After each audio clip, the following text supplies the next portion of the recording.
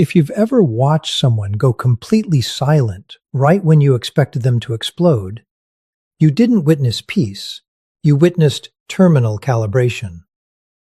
Most people misunderstand how high empathy individuals operate when they are pushed to their limit. We live in a culture that measures anger by decibels. We expect door slams, raised voices, dramatic confrontations, and emotional speeches. But true behavioral intelligence reveals a very different pattern. The most dangerous phase of a person's patience is never loud. It's quiet. It's surgical. When a high-empathy individual, someone whose brain is hardwired to pick up on micro-expressions, subtle shifts in tone, and underlying emotional states, reaches the absolute end of their patience, something counterintuitive happens in their nervous system. They stop trying to fix the interaction. They stop offering feedback. They stop asking questions. Why? Because throughout the entire dynamic, while the other person thought they were getting away with small boundary violations, the empath wasn't just tolerating it, they were gathering baseline data. Every unreturned effort, every subtle deception, and every dynamic shift was processed and indexed. Empaths don't run out of patience because they lose control of their emotions. They run out of patience because they finally complete their assessment. When that threshold is crossed, the brain flips a master switch from engagement to observation.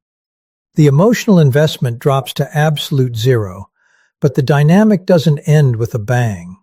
It ends with a cold, terrifying level of clarity. If you stick through this breakdown, you're going to understand the exact psychological mechanism behind this final stage, the micro-behaviors that signal it's happening, why toxic personalities completely misread this phase until it's too late, and what actually occurs inside the mind of an empath right before they walk away forever. Because once you see this pattern in human behavior, you will never look at someone's silence the same way again. Right now, in relationships all across the world, people are making a massive, dangerous miscalculation. They look at someone who is patient, forgiving, and deeply tuned into other people's feelings, and they mistake that tolerance for weakness. They assume that as long as there isn't an explosion, as long as there isn't a fight, the boundary is holding. They are wrong. What nobody talks about is the final stage of an empath's patience, a behavioral shift so quiet, so subtle, and so absolute that by the time you realize it's happening, the relationship is already over. You are sitting across from a ghost. In the next few minutes, we are going to deconstruct the exact psychological mechanics of this final phase. You will learn the subtle micro-behaviors that mark the transition from high tolerance to total detachment, why traditional manipulation tactics completely backfire during this phase, and why reaching this point changes both people forever. If you want to understand how human behavior actually works when emotional endurance hits absolute zero, you need to hear this entire breakdown. To understand the end stage, you first have to understand how an empath processes social dynamics. They aren't just listening to your words, they are reading your baseline. They notice the slight pitch variation in your voice when you lie. They track the split-second delay between your stated intent and your actual physical behavior. During the early stages of boundary crossing, an empath doesn't react with aggression. Their instinct is to de-escalate and adjust. They give the benefit of the doubt, not because they are gullible, but because high empathy brains are hardwired to look for context. They look for the distress behind your behavior. This is where the miscalculation occurs. The other person sees tolerance and thinks, I can push further. But in reality, the empath is simply filling out a behavioral ledger. Every repeated pattern is noted. Every broken promise is calculated. They aren't getting passive, they are getting accurate. The first sign that the final stage has arrived isn't vocal, it's physiological. When humans are emotionally invested, they naturally mirror one another. If you lean in, they lean in. If your face shows distress, their facial muscles respond in microseconds with empathetic mirroring. In the final stage of patience, that mirroring stops instantly. The facial muscles flatten. The blink rate stabilizes. The subtle head tilts that signal warm listening disappear, replaced by a neutral, unblinking posture. When you speak to them during this phase, they aren't angry. Anger requires emotional energy. Anger means there is still a desire to negotiate the outcome. Instead, you receive absolute, unvarnished neutrality. The empathy hasn't been exhausted. It has been switched off toward you specifically. When a manipulator or an aggressive personality hits this wall of cold neutrality, their immediate instinct is to escalate. They try to provoke a reaction. They use anger, guilt-tripping, or gaslighting, tactics that used to trigger an empathetic repair response. But this is where the dynamic completely breaks down. When an empath enters the final stage, your emotional bids no longer register as signals to help. They register as raw data that confirms their final assessment. If you raise your voice, they don't match your volume. They watch your mouth move. If you try to play the victim, they don't offer comfort. They analyze the tactic. If you threaten to walk away, they simply step aside and let you pass. This completely disorients people who rely on emotional leverage. They realize with sudden clarity that the levers they used to pull are no longer connected to anything. The ultimate reality of this final stage is that it is entirely irreversible. People often ask, can you negotiate with an empath once they reach this point?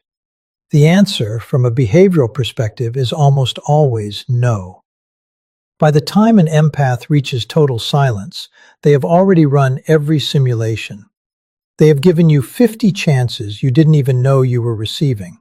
They have examined the dynamic from every possible angle, extended every courtesy, and exhausted every path toward resolution.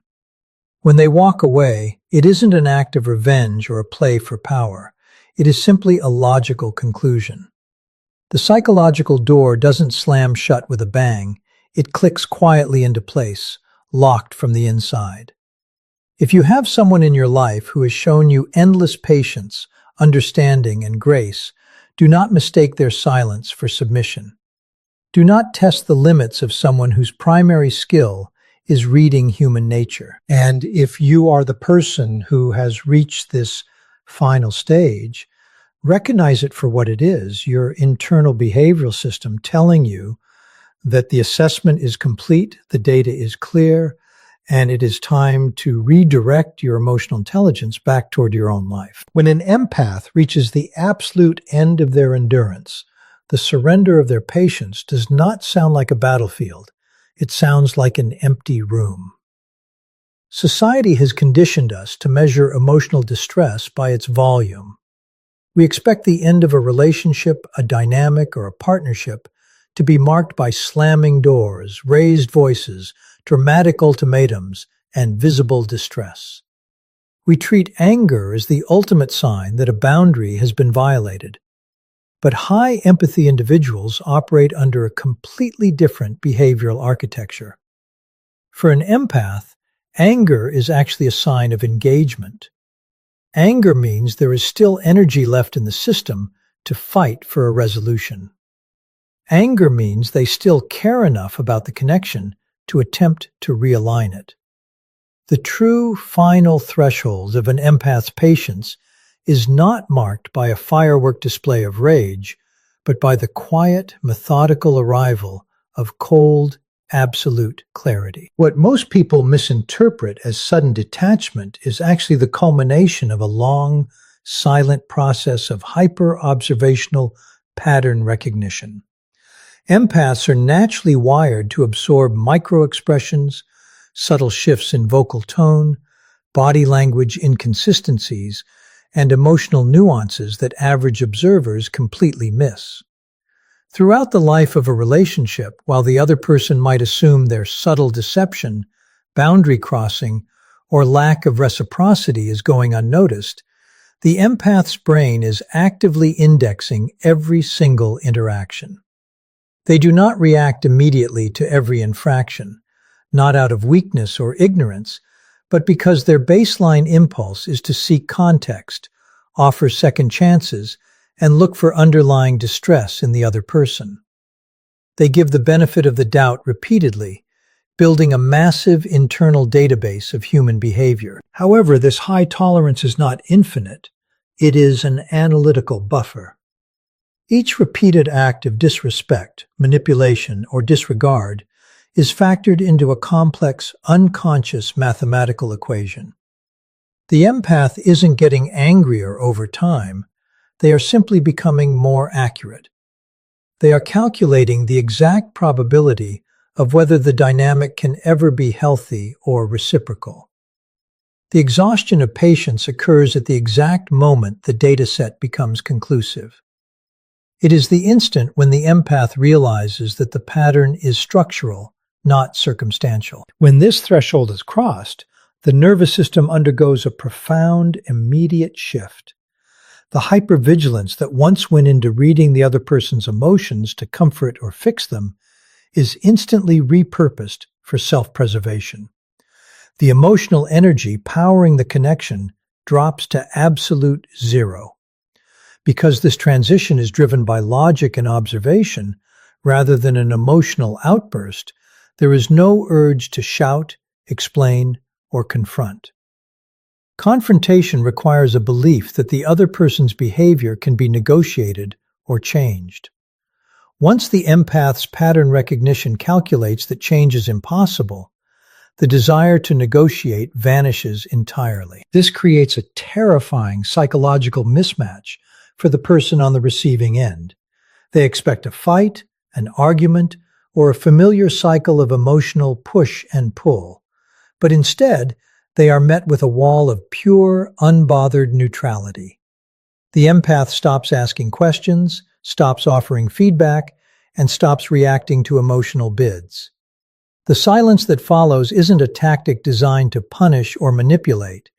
It is the physical manifestation of an internal assessment that has officially reached its final, unalterable verdict. High empathy individuals possess an extraordinary capacity to endure dynamics that would drive most people away within days. But the psychological reason behind this endurance is widely misunderstood.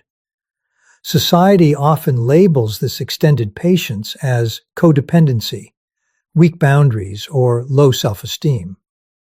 In reality, when viewed through the lens of behavioral profiling and human dynamics, an empath's prolonged tolerance is actually an unconscious, highly sophisticated strategy for gathering baseline data. Empaths do not absorb repeated mistreatment because they enjoy it or because they are blind to what is happening. They absorb it because their hyperperceptive nervous system demands a complete, undeniable data set before making a permanent behavioral shift. They need absolute certainty that a relationship is truly irreparable before they cut the cord, eliminating any future possibility of guilt or regret. During this extended phase, which often looks like passive tolerance or de-escalation, the empath is constantly reading micro-behaviors. They observe the precise delay between your words and your actions, the subtle shifts in your voice when you are being disingenuous, and the exact mechanics of how you respond when they express distress. When you push a boundary and the empath responds with gentle understanding or an attempt to repair the connection, you might assume you have successfully manipulated the situation. You might believe your behavior was excused, but in the empath's internal ledger, your action was merely logged as a single data point. They give you space, flexibility, and second chances, not to invite further exploitation, but to observe whether your negative behavior was an isolated anomaly caused by stress or a permanent structural element of your character. This de-escalation trap is what creates a false sense of security for manipulative or selfish personalities. Because the empath continues to listen, comfort, and engage, the other person assumes the baseline of the relationship remains unchanged. They fail to realize that under the surface, a rapid accumulation of evidence is taking place. Every unreturned favor, every passive-aggressive comment, every broken promise, and every refusal to show basic reciprocity is systematically analyzed. The empath is using their extreme tolerance as a controlled experiment to see if you are capable of self-correction when given full freedom and unconditional grace. They step back and give you enough room to show your true colors, watching silently to see what you choose to do with that space. Eventually, this data collection phase hits a critical tipping point. High empathy individuals do not walk away based on a single emotional impulse or a temporary bad mood. They walk away when the baseline data reaches terminal statistical significance, when the proof of a toxic or one-sided pattern becomes so overwhelming that no amount of rationalization can disprove it. Once that baseline is fully established, the empath strategy transforms instantly. The hyper-tolerance that defined the early stages vanishes entirely, replaced by cold, unshakable clarity. The de-escalation trap springs shut not through an aggressive attack, but through a total, permanent shutdown of emotional availability. The other person is left completely bewildered, unaware that the months of silence and tolerance they took for granted were actually the empath's final, thorough process of proving to themselves that leaving was the only logical choice left. The physiological transition that occurs when an empath reaches their terminal threshold is one of the most stark, observable shifts in human interaction. Under normal circumstances, humans are biologically hardwired to engage in a process called limbic resonance and automatic mirroring. When you talk to someone who is emotionally invested in you, their body language continuously adapts to yours. They tilt their head, their blink rate syncs with the rhythm of the conversation, their voice pitch fluctuates to match your emotional temperature, and their facial muscles engage in subtle, split-second micro-expressions that reflect your feelings back to you. For an empath, this mirroring is usually dialed up to an extreme level.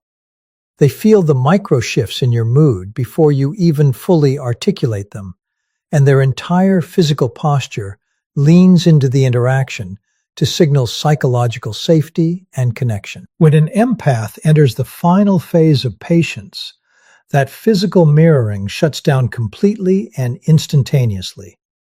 It is as if a master circuit breaker inside their nervous system has been tripped.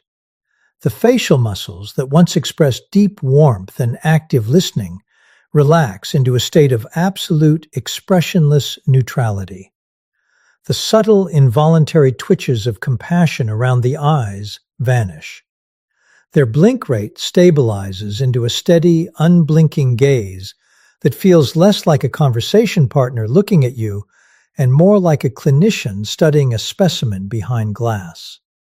Voice pitch flattens into a calm, low, monotone frequency that carries zero emotional charge, no anger, no sarcasm, no warmth, and no distress. The breath becomes slow and measured, removing the subtle physiological cues of tension that normally signal frustration or anxiety during a conflict. This sudden drop in microexpression mirroring creates a profound, visceral discomfort in the other person, often before they can even consciously process what has changed.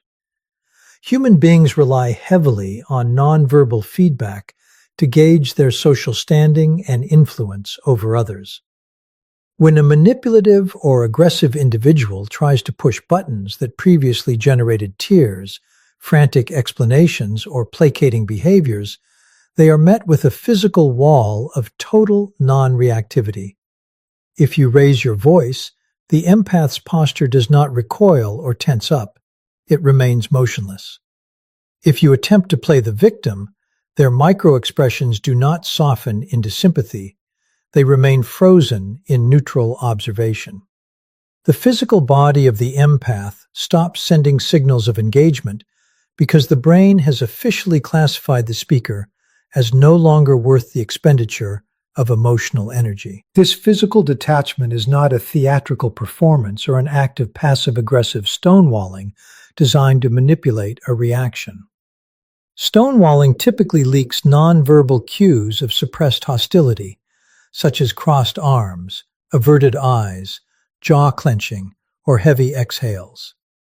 In contrast, the micro-expression freeze of an empath in their final stage is completely devoid of hostility. The eyes remain locked on you not out of aggression, but because the empath's mind has switched entirely from an active participant role to a passive observer role. They are no longer processing your words as bids for emotional connection or opportunities for negotiation. They are simply watching the final execution of a behavioral pattern they have already accurately predicted, observing the nonverbal confirmation that their decision to emotionally exit the dynamic was entirely correct. When an empath's patience reaches its absolute expiration point, the transition into what is often referred to as the door slam phase occurs with a terrifying, unemotional precision. Society, media, and basic human expectation have taught us to anticipate conflict as a loud, messy negotiation. When someone is pushed to their limit, we expect an explosion of stored resentment, a tearful confrontation, or a barrage of angry accusations. Toxic, manipulative, or entitled personalities are particularly reliant on this expected reaction. They are comfortable with anger because anger is reactive, unpredictable, and, most importantly, negotiable. An angry person can be placated, gaslit, argued with, or maneuvered back into the dynamic. Anger demonstrates that the emotional tether is still intact, proving that the person still cares enough to fight. The door slam phase of an empath completely flips this script, plunging the dynamic into a cold, impenetrable vacuum of absolute neutrality. This is the stage where the empath stops trying to explain their boundaries, stops pointing out inconsistencies, and completely ceases all efforts to seek mutual understanding. The psychological door does not slam shut with a violent bang of emotional distress. It glides shut with the silent, heavy precision of a bank vault closing. The emotional investment that previously fueled the empath's endless grace and willingness to repair the bond drops to absolute zero. They look at the person who has repeatedly crossed their boundaries, not with hatred or bitterness, but with the detached interest of an external spectator watching a stranger in a room. This sudden, total absence of emotional friction creates intense psychological panic for people who rely on relational leverage or emotional manipulation. When they attempt to provoke the empath using their old playbook, whether through passive-aggressive digs, dramatic outbursts, guilt trips, or silent treatments, the expected reaction simply fails to materialize. Where there used to be frantic repair attempts, empathetic placating, or emotional defensiveness, there is now only a flat, unbothered stare. If the manipulator tries to start an argument, the empath does not engage. They simply agree to disagree or respond with monosyllabic answers that offer zero leverage. If the manipulator threatens to end the relationship, the empath does not chase or plead. They calmly accept the exit without a single drop of distress. What renders this phase so irreversible and deeply unsettling is that it is not a calculated posture or a game of silent treatment chicken designed to force the other person to apologize. True stonewalling is an act of aggression designed to punish, and it leaks subtle indicators of internal distress, such as huffing, glaring, or visible tension. The empath's door slam cold phase is completely devoid of punishment or hostility. It is the physical manifestation of total internal closure. The empath has already processed the grief, anger, and disappointment in private long before this moment arrived. By the time the cold phase becomes visible to the outside world, the empath has already done the emotional heavy lifting of letting go. They are no longer fighting for the relationship, nor are they fighting against the other person. They have simply completed their internal audit, accepted the reality of who the other person is, and quietly checked out of the building. The final transition in an empath's journey of patience is defined by an irreversible pivot, a complete restructuring of where their emotional energy is directed. For months or even years, an empath's primary behavioral orientation toward a given individual is outward-facing and protective. They deploy their high emotional intelligence, pattern recognition, and intuitive capabilities to maintain harmony, repair ruptures, and buffer the other person from the consequences of their own actions. They act as an emotional shock absorber within the dynamic, constantly spending cognitive and psychological resources to sustain a connection that is fundamentally unstable. The irreversible pivot occurs at the precise moment this outward expenditure is permanently severed, and that massive reservoir of intuitive intelligence is folded backward, strictly aimed at self-preservation and personal alignment. When an empath reaches this terminal point, the psychological door does not just close temporarily, the lock itself is welded shut. This is because the decision to pivot is not rooted in an emotional reaction, a temporary mood, or a desire to teach the other person a lesson.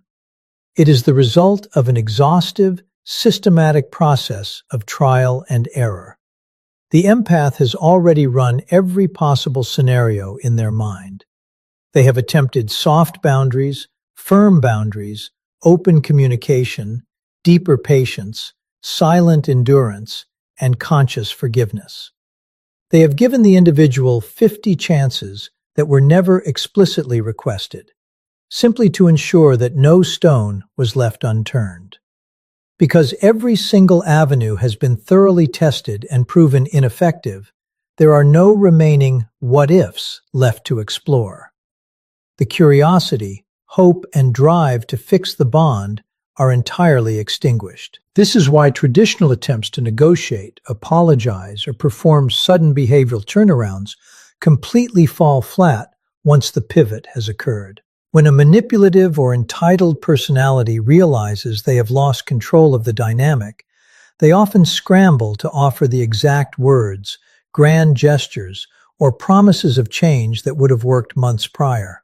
But during the post-pivot phase, these actions no longer register as meaningful progress to the empath. Instead, they are processed as late-stage, calculated survival tactics from a person who only values the relationship when access is revoked. The empath views these sudden apologies not as evidence of genuine transformation, but as further data confirming that the person was always capable of treating them better, but simply chose not to until forced by consequences. The true weight of the irreversible pivot lies in where the empath's energy goes next. That profound capacity for deep listening, hyper-awareness, care, and emotional investment does not vanish from the universe. It simply changes target.